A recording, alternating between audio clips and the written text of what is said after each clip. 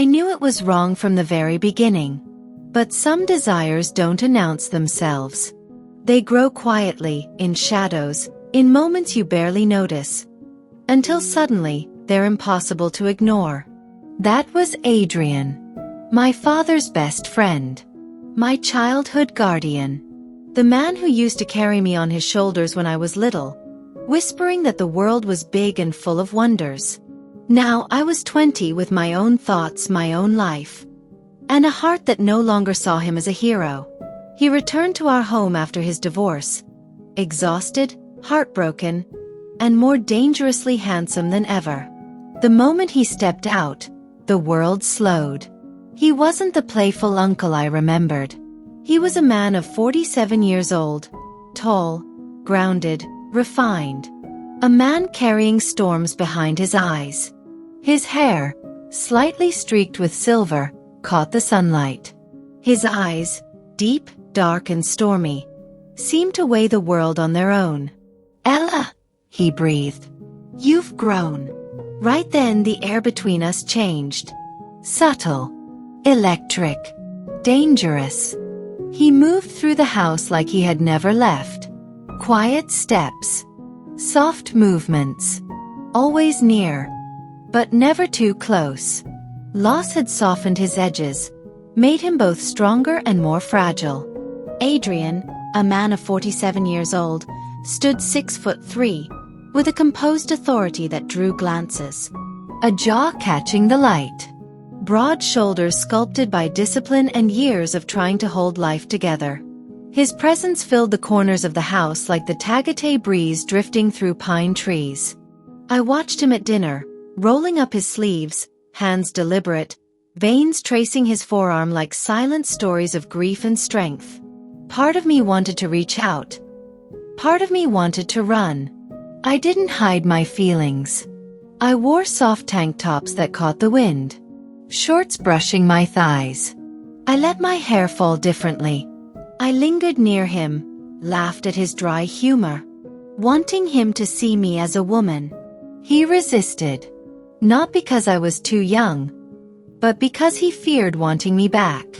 A glance held a second too long, eyes forced away, throat cleared softly. A tension growing between us, impossible to hide. Some nights, I lay awake listening to the wind rustle through the Tagate pines. I thought about him. How the lines on his face deepened with time. How his presence filled the room without him speaking. I remembered afternoons when he told me stories of faraway places, of dreams he once had, of lessons about life. Now, those memories felt charged with something dangerous, something forbidden. Then one stormy night changed everything. The generator shut off, plunging the house into darkness. Lightning framed his silhouette as he stood by the sliding door, watching the rain hammer the garden. The scent of wet earth and pine filled the air. "You should stay in your room," he said. "Why?" I stepped closer, my heart pounding. He turned and this time, he didn't look away. The dim light sharpened the lines of his face. The hem of my loose shirt slipped from my shoulder. He froze. "Ella," he whispered. "You don't know what you're doing." "I do," I said softly. "And so do you." His breath caught. He stepped one dangerous step closer. Then another. Cursed under his breath. Ran a trembling hand through his hair. Then, his fingers brushed my waist. Barely a touch, but fire ran through me. Then he kissed me. Not gentle.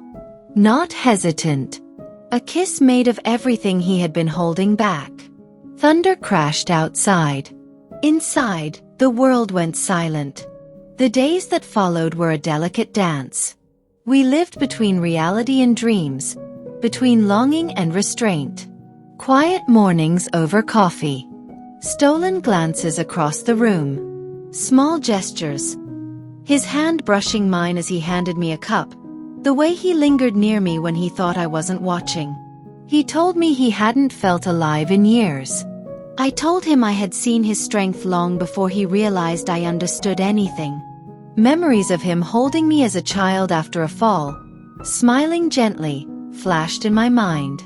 I remembered the laughter, the stories, the quiet comfort. All tangled now with something forbidden. Some nights, I would trace the lines of his face in my memory, remembering the way his voice sounded when he laughed softly, or when he scolded me gently for something small. One evening, my father walked into the backyard and saw, not a kiss, just the way we looked at each other. Close. Too close. Later, he confronted me. His anger shook the walls. My mother cried quietly.